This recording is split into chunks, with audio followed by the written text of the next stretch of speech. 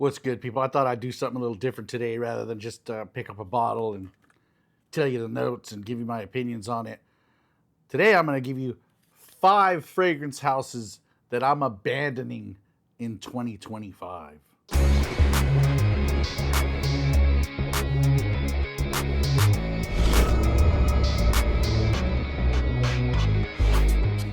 These are in no particular order. My opinion, take it with a grain of salt. But at number 5, we have the house of Lom and Yale. If you don't know what Lom and Yale is, just type it in, see who's reviewing it. I promise you'll find just a huge group of bottom of the barrel shills just pushing this brand. A lot of you guys have reached out to me and said, a lot of people, a lot of shills are really pushing this clone house. Is it any good? Well, I went out and tried some of these clones, and they're not bad. They're just not very good. And they're not doing anything that we haven't already seen or gotten from other clone houses. So what exactly is the point of this new clone house coming along and selling you clones that are pretty much the same for pretty much the same price? And if that wasn't bad enough, like these shills are coming out like, these 10 clones are better than the original from Lom and Yale. No, I've tried them. Nothing to see here. I'll probably never purchase anything from Lom and Yale again. At number 4, I believe they only have one fragrance and a bunch of candles. Better World Fragrances, aka Drake's fragrance brand. See, this fragrance from Drake actually smells good. In fact, when I smelled it, I compared it to Ariana Grande's Cloud and its flanker. This is something I would expect, and this is before I knew any type of exclusivity or where they sold it. I still don't remember. I think it is Ulta and Sephora, but it doesn't matter. There's a fragrance I would expect to be sitting right next to the Ariana Grande Cloud flankers, which I believe the last one I purchased brand new from an Ulta was like $45. Unfortunately, Drake's fragrance is about $145, which is insane for that fragrance. And to top it all off, I still have yet to see it at discounters, and I probably never will. It's just another one of these brands that come out where you look at the price and you think to yourself, who the hell do they think they are? Like Dior or Chanel? Sorry, Drake, you can auto-tune this as I sing Hit the Road, Jack, and don't you come back no mo. At number 3, we have the House of Valentino.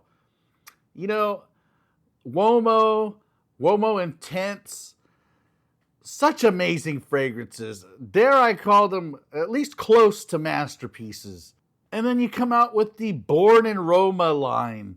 And aside from Yellow Dream, just the ultimate line of basic mall fragrances.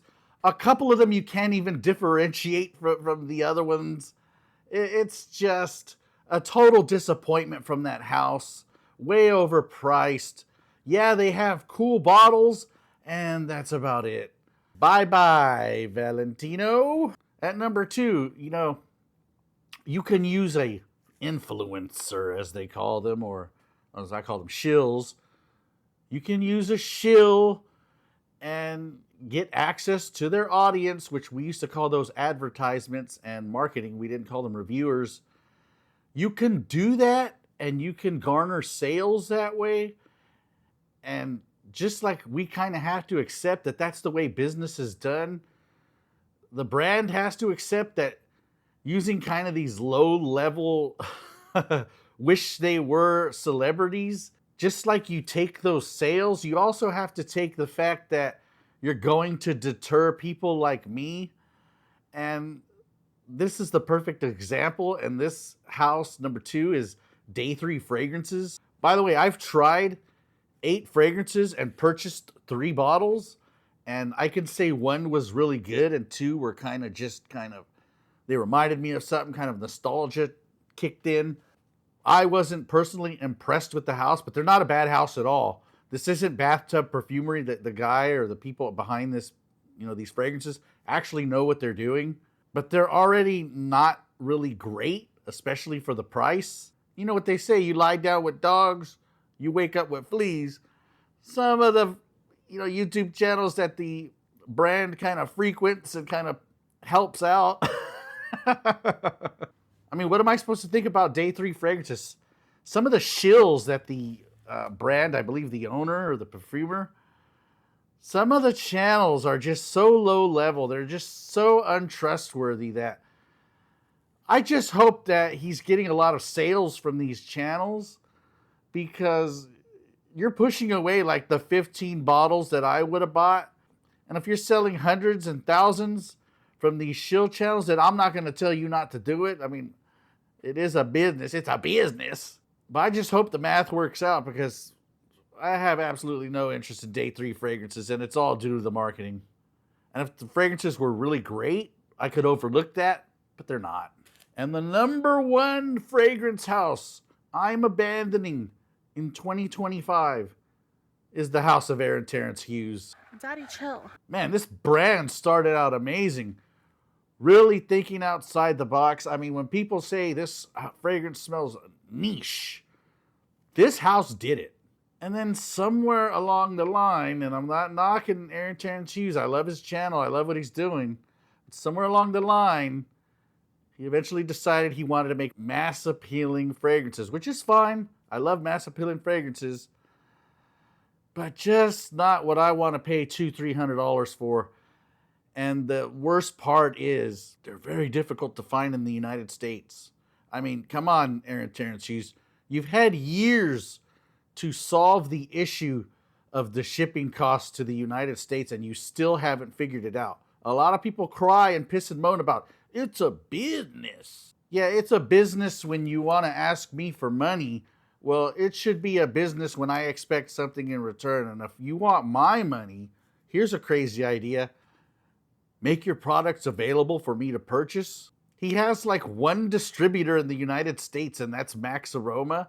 And I don't know if he just sends enough fragrances to Max Aroma to fill a shoebox, but they instantly sell out. I mean, come on. They're selling out. You clearly can see that there's a demand for your product. So make more product and ship out more product. It's not difficult. I don't know what, I'm not a perfumer. I don't own a brand. I don't know what the issue is. But like I said, he's had several years to solve this issue. And the fact that he still hasn't, like, I'm not going to hunt these fragrances down. I'm not going to settle for, decants, like somebody buying like 100 of your bottles and then decanting it out because they're out of stock. No, thank you. I'm abandoning Aaron Terrence Hughes in 2025. And I'll be glad to revisit the house of Aaron Terrence Hughes in 2026 and in 2027 and see if he's got all this figured out, which he probably won't. So until then, I'll go spend my money where they actually have product. So anyways, those are the 5 houses I'm abandoning. I'm not telling you guys to abandon them.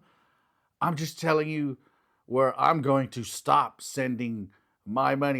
If you guys got 5 houses that you're abandoning, let me know in the comment section. As always, thank you for watching.